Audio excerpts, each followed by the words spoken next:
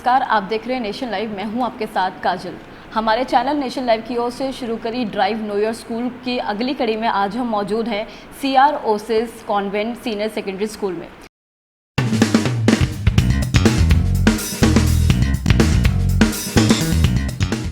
यहाँ शिक्षा पर हमारे साथ बने हुए हैं head of the school SK Bharadwaj ji. आइए इनसे बात करते हैं, जानते हैं इनके क्या विचार हैं शिक्षा को लेकर। नमस्कार सर। नमस्कार मैम। सर, क्योंकि आप हेड ऑफ द स्कूल हैं तो मैं आपसे आपके स्कूल के बारे में जानना चाहूँगी कि जब स्कूल की स्थापना हुई थी तो आप क्या लक्ष्य मन में लेकर चले थे स्कूल के लिए? देखिए, स्कूल के जो चेयरमैन सर हैं हमारे मिस्टर सतीश कुमार जी, उनका लक्ष्य ये था कि हमारे रिमोट के बच्चों को भी वही फैसिलिटीज़ मिलें जो हमारे अर्बन एरियाज़ में बच्चों को मिलती हैं। इसलिए जब स्कूल उन्होंने स्टार्ट किया तो सबसे पहले हमने अपने रूरल एरियाज़ में जो ट्रांसपोर्टेशन था वो बिल्कुल फ्री ऑफ कॉस्ट रखा।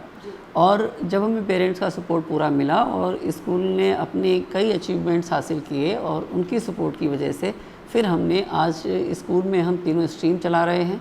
और स्कूल में न केवल तीनों स्ट्रीम्स हमारे पास फैकल्टी मौजूद है, बल्कि इसके साथ साथ बच्चों के डेवलपमेंट के लिए हम उनको एक प्लेटफॉर्म देना चाहते हैं। और उसके लिए हमने इस साल से कुछ नए इनिशिएटिव भी लिए हैं।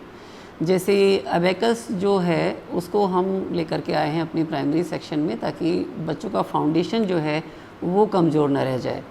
तो इसी तरह से जो भी इनिशिएटिव हमें लगता है कि बच्चों के भविष्य के लिए, उनके कैरियर के लिए अच्छा है, वो हम करने जा रहे हैं और कर भी रहे हैं।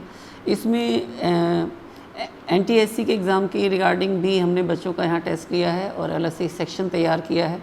तो उस सेक्शन में हम बच्चों को अभी से तैयार करना चाहते हैं कि वो आगे की जो चैलेंजेस हैं लाइफ को, उसको फेस कर सकें।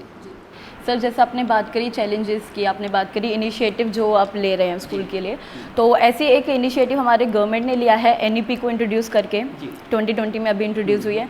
तो सर उसके बारे में जानना चाहूँगी कि आप NEP के कौन कौन से पॉइंट्स हैं जो आप सबसे पहले इंक्लूड करेंगे अपने स्कूल में? सबसे पहली बात तो ये है कि जो हैप्पी करिकुलम का जो आइडिया है वो एक बहुत प्रैक्टिकल आइडिया है, क्योंकि सबसे पहले ये देखा जाना चाहिए कि बच्चा स्कूल आने के लिए कितना इंटरेस्टेड है। अभी वो कंजर्वेटिव वे नहीं रह गया है कि हम बच्चे को डांट के, फटकार के या उसको कोई पनिश करके हम बच्चों को पढ़ाएं।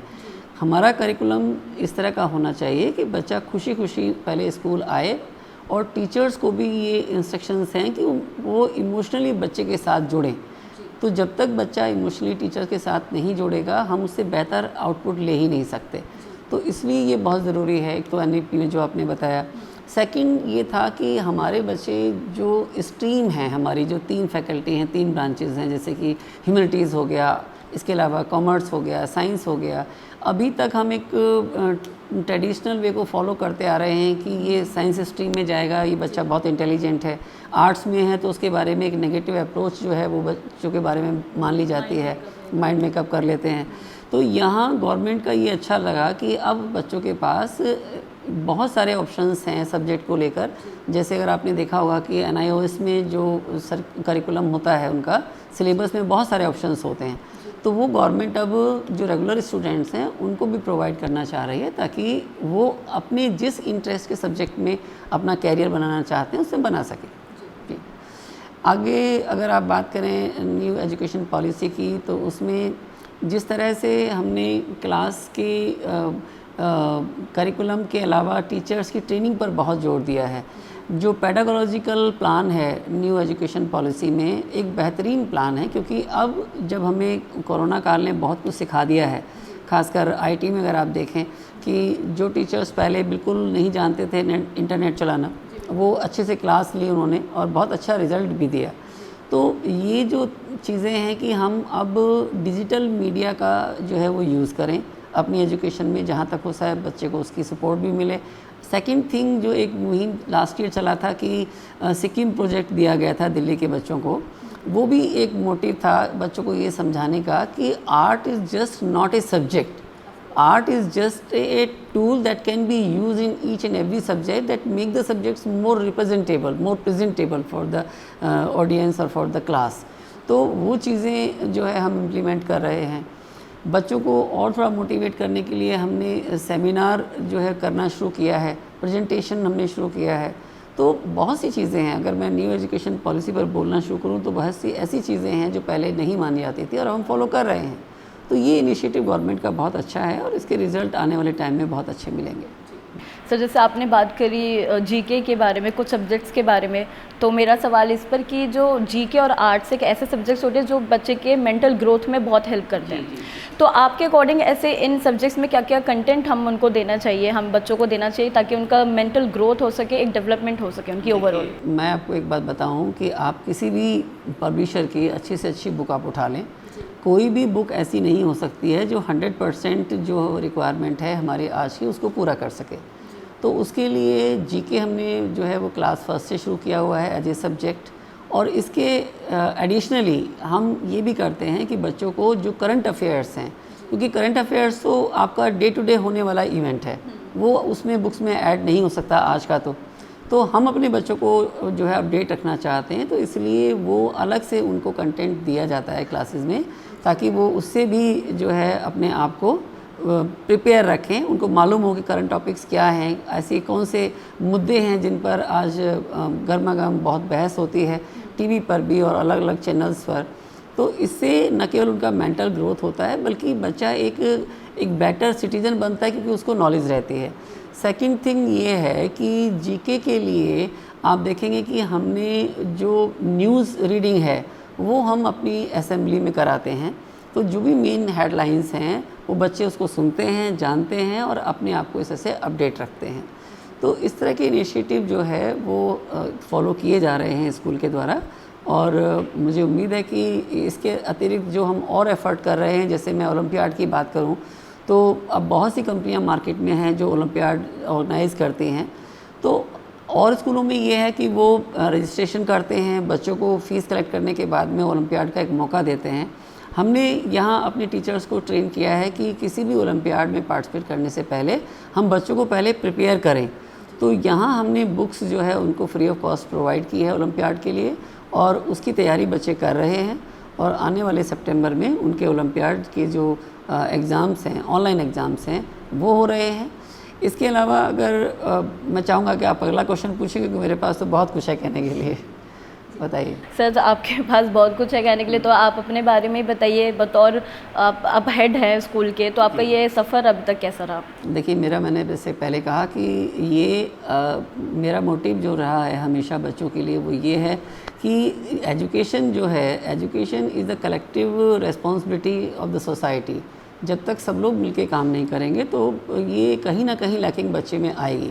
हम बच्चे को जो है उसको कैटेगराइज़ कर देते हैं कि ये इंटेलिजेंट है, ये ऑर्डिनरी है, ये लेस देन ऑर्डिनरी है। तो ये जो कैटेगराइजेशन है वो मैं मानता हूँ कि बिल्कुल गलत है, क्योंकि बच्चा अपने आप में उसकी कोई कमी नहीं है। तो हमारा मानना ये है कि अगर उसमें पेरेंट्स हैं, उसमें टीचर्स हैं, उसमें ट्रेन टीचर्स हैं जो बच्चों के हर एंगल से उसको जानते हैं, हर उससे उसका एक ऑब्जर्वेशन रखते हैं और रिकॉर्ड रखते हैं। आप देखिए, मेरे पास एक प्लस पॉइंट आपको बताने का ये है कि मैं अपने सभी बच्चों का एक इंडिविजुअल रिकॉर्ड दिखा सकता हूँ। हमने टीचर्स को बोला हुआ है कि हर एक बच्चे का जो रिकॉर्ड है वो पूरा बच्चे के पास टीचर के पास होना चाहिए। इसमें उसका एकेडमिक भी हो गया, इसमें उसका करिकुलम जो भी है वो हो गया, और जो एक्स्ट्रा एक्टिविटीज़ हैं वो भी उसमें अचीवमेंट हम मेंशन रखते हैं। तो पेरेंट्स को एट ए ग्लांस ये पता लगता है कि इस टाइम से लेकर के इस टाइम तक मेरे बच्चे का परफॉर्मेंस जो है वो ये है। सेकंड थिंग क्या होता है, ट्रेडिशनली हम क्या करते थे पहले कि हम पेरेंट्स को इनवाइट करते थे पीटीएम पर कि आप आएँ और अपने बच्चे का प्रोग्रेस जो है वो रिपोर्ट लेके जाएं, देखें, और उसमें 3 महीने बाद हम पेरेंट्स को बताते थे कि देखिए सर, आपका बच्चा जो है वो मैथ्स में थोड़ा लैकिंग कर रहा है, जीके में, इंग्लिश में बहुत अच्छा है, तो थोड़ा उस पर आप ध्यान दें। अब वो 3 महीने जो वेस्ट चले गए उसका तो हम उसको कवर कैसे करें? तो इसके लिए मैंने ये सोचा कि हम हर महीने एक पीटीएम रखते हैं, और उस पीटीएम पर टीचर्स और पेरेंट्स मिलकर के बच्चे की उन कमियों को डिस्कस करते हैं, कैसे उनको हम लेवल पे लेकर आएँ ये हम डिस्कस करते हैं। तो इससे होता ये है कि हर एग्जामिनेशन में हम उनको एक बेटर रिज़ल्ट दे पाते हैं। जैसे सर आप बात करें ट्रेडिशनल की, तो ट्रेडिशनली क्या होता था कि पहले प्रैक्टिकल नॉलेज को इतना इम्पोर्टेंस नहीं दी गई थी, लेकिन अब एनईपी में कह लीजिए या वैसे भी अब प्रैक्टिकल चीज़ें अब ज़्यादातर एक्सपोजर मिल रहे हैं बच्चों को। तो ये कितना बच्चे के लाइफ में कितना मैटर करती हैं प्रैक्टिकल स्किल्स, वोकेशनल स्किल्स? देखिए मैं आपको छोटा सा एग्जांपल देता हूँ कि एक छोटे बच्चे को उसके पेरेंट्स ने डांस कंपटीशन में पार्टिसिपेट नहीं करने दिया। उनका कहना था कि बच्चे का टाइम वेस्ट होगा। जब मेरे रिक्वेस्ट करने पर उन्होंने बच्चे को उसमें पार्टिसिपेट करने दिया, तो आप यकीन मानिए कि पेरेंट्स खुद स्कूल में आए और उन्होंने कहा कि सर मेरे बच्चे का कॉन्फिडेंस लेवल जो है वो पहले से बहुत अच्छा इम्प्रूव हो गया है। तो ये चीज़ें तब हो पाती हैं तो बच्चे को जब आप किसी उसके इंटरेस्ट में आगे बढ़ने का मौका देते हो, चाहे वो सिंगिंग है, चाहे वो आर्ट एंड क्राफ्ट है, चाहे वो ड्राइंग है, चाहे इसके अलावा वो किसी भी कंपटीशन में कल्चरल एक्टिविटी में पार्टिसिपेट करता है, तो वो हम बच्चों को यहाँ एक प्लेटफॉर्म देते हैं बच्चों को। और महीने के एंड में भी और उसके बीच में भी जब भी हमें समय मिलता है हम टीचर्स के साथ मिलकर के बच्चों की एक छोटी सी बाल सभा जो है हम अरेंज करते हैं। और एक हमारा 9th पीरियड होता है जिसे हम टीपीटी पीरियड कहते हैं, क्योंकि आप जानती हैं प्राइवेट स्कूल जो है वो बिना ट्रांसपोर्ट के चलाना बहुत मुश्किल है। खासकर मैं अगर अपने स्कूल की बात करूं तो हमारे पास दिल्ली हरियाणा बॉर्डर के दूर दराज के बच्चे हैं जो हमारे पास आते हैं, जिसमें दोनों बेल्टें शामिल हैं। इधर घुमरड़ा से लेकर के अगर आप झटिकरा करें, इधर दौलताबाद, धर्मपुर, मोहम्मद खेड़ी, इसके अलावा बाऊपुर, कांगनहेड़ी, नानाखेड़ी, ये सारे दिल्ली बॉर्डर के गांव हैं जहाँ से हमारे बच्चे आते हैं। और इन बच्चों को लाने में तो टीपीटी जो हम अरेंज करते हैं, तो जब हमारा पहला राउंड जाता है टीपीटी का तो बच्चे अपना एकेडमिक जो एक अटेंशन होता है वो जो है वो खो देते हैं। उसको हमने यूटिलाइज़ किया है। तो उसमें हम जो है डेली एक टीचर एक प्रोग्राम रखते हैं किसी न किसी बच्चे को किसी पोएम रेसिटेशन के लिए, या तो उसका बहुत बेनिफिट ये मिला कि धीरे धीरे न केवल बच्चों में कॉन्फिडेंस लेवल बढ़ रहा है, बल्कि ये भी है कि अब बच्चे वो जो कॉन्फिडेंस बिल्डअप हुआ उसका रिफ्लेक्शन हम उनके एकेडमिक परफॉर्मेंस में भी देख रहे हैं। ठीक है, तो ये चीज़ें हैं जो बच्चों को आगे ले जा सकती हैं। जैसे सर आपने बोला कि दूर दराज से यहाँ बच्चे आते हैं, यहाँ बच्चे पढ़ने आते हैं, तो अब एक चीज़ है जब बच्चे आते हैं तो एजुकेशन तो एक मैटर है ही, उसके अलावा एक और चीज़ है कि सेफ्टी, एक बच्चे की सेफ्टी और सिक्योरिटी को आप कैसे इंश्योर करते हैं अपने स्कूल में? देखिए, सेफ्टी एक मेजर कंसर्न है। पहली बात तो मैं आपको बता दूं कि हमारे पास जितने भी पेरेंट्स बच्चों को लेने आते हैं उनकी प्रॉपर टीचर के पास एक लिस्ट होती है और वो बच्चे के पेरेंट्स को पहचानने के बाद ही उनको हैंड ओवर करते हैं। बसों में जहाँ तक बात है तो बसों में हमने जो सीनियर स्टूडेंट्स हैं उनको ये रेस्पॉन्सिबिलिटी दी हुई है कि वो बस में किसी भी तरह का कोई इनडिसिप्लिन क्रिएट ना हो, वो उसको वहाँ मेंटेन रखते हैं। और बीच बीच में जो ट्रांसपोर्ट वाले बच्चे हैं हम उनको उनकी काउंसलिंग भी करते हैं, ख़ास करके जो बड़े सीनियर स्टूडेंट्स हैं, कि ताकि वो उसमें बस में वैन में जिसमें भी वो जाते हैं उसको डिसिप्लिन को मेंटेन रखें। ठीक है, तो यहाँ स्कूल की अगर आप बात करें तो कोई भी बच्चा जो है वो जब जाता है वॉशरूम के लिए या फिर पानी वाटर बोतल भरने के लिए तो केवल एक ही बच्चे को अलाउड होता है और उसका बिना आउट पास के बच्चा क्लास से बाहर नहीं जा सकता है। टीचर को भी ध्यान रहता है। जो मेड है हमारी, वो मेड हमने फ्लोर वाइज उनकी ड्यूटीज़ लगाई हुई हैं। तो मेड की ड्यूटी होती है कि वो पर्टिकुलरली जो रिसेस टाइम है उस टाइम में वो वॉशरूम के बाहर बैठी होती हैं ताकि वो इस बात की निगरानी रख सकें कि कहीं कोई गलत एक्टिविटी स्कूल में कोई बच्चा करने की कोशिश करे तो उसे हम वो देख पाएँ और उसको रोक पाएँ। ओके सर, तो लास्ट क्वेश्चन मेरा कि आपके स्कूल में क्या क्या यूनिक फैसिलिटीज़ हैं जो आप बच्चों को देते हो और जो उनकी हेल्प करती हैं डेवलपमेंट में? देखिए, कोई भी स्कूल मुझे एरिया में आप बता दीजिए, आप इतने स्कूलों का जो है वो कवरेज करते हैं कि किस स्कूल ने एबेकस को फ्री किया है। जब मुझे मालूम है कि मेरे रिमोट के बच्चे वहाँ गांव से नजफगढ़ नहीं आ सकते हैं एबेकस की क्लास लेने के लिए, क्योंकि ना तो ट्रांसपोर्टेशन है उनके पास, ना उनके पास प्रॉपर कोई फैसिलिटी है, तो ये इनिशिएटिव फिर हमने लिया कि हमने एबेकस के इंस्टीट्यूट से हमने रिसोर्स पर्सन हायर किए हुए हैं। मिसेस प्रीति सैनी जो है वो हमसे जुड़ी हुई हैं और उनके थ्रू उनके रिसोर्स पर्सन यहाँ हम लेते रहे हैं। अभी मिस्टर सागर हैं जो एबेकस टीचर हैं और इस चीज़ के लिए हमें पेरेंट्स का बहुत सपोर्ट भी मिला है। तो हमने इसको प्राइमरी में फ्री ऑफ कॉस्ट रखा है, जो कि कोई स्कूल नहीं कर रहा है। And we are taking no charge, we are providing free of cost. And not only this one, but as far as the safety of the girls are concerned, you know that we are providing the self-defense program for the girls, and a particular judo karate trainer has come and joined the school, Mr. Rahul. तो वो यहाँ पर जब बच्चों को judo karate की training देते हैं तो उसको हमने ये भी मोटिवेट किया कि सर आप एक दिन जो है हमारी गर्ल्स के भी लिए निकालिए, उनको सेल्फ डिफेंस के जो चीज़ें हैं वो उन्हें समझाइए और सिखाइए। तो वीक में एक दिन जो है वो फ्री ऑफ कॉस्ट उनका हम सेल्फ डिफेंस कराते हैं और बच्चे, अच्छी बात है कि काफ़ी कुछ जो है ट्रेंड हो गए हैं। अगर आप मेरे बच्चों के अगर आप रेस्पॉन्स देखेंगे, रिफ्लेक्शन देखेंगे तो उनके चेहरे पर कोई शिकन नहीं मिलेगी कि उन्हें कहीं जाने में डर है या उनमें कॉन्फिडेंस नहीं है। तो ये जो कॉन्फिडेंस बिल्डअप होता है वो तभी है जब उन्हें लगता है कि अब मैं किसी का भी मुकाबला कर सकती हूँ। हालांकि हमने समझाया है और ये ट्रेनर भी समझाते हैं कि martial art doesn't mean to fight each other, it is just defence device कि भाई आपकी रक्षा के लिए है।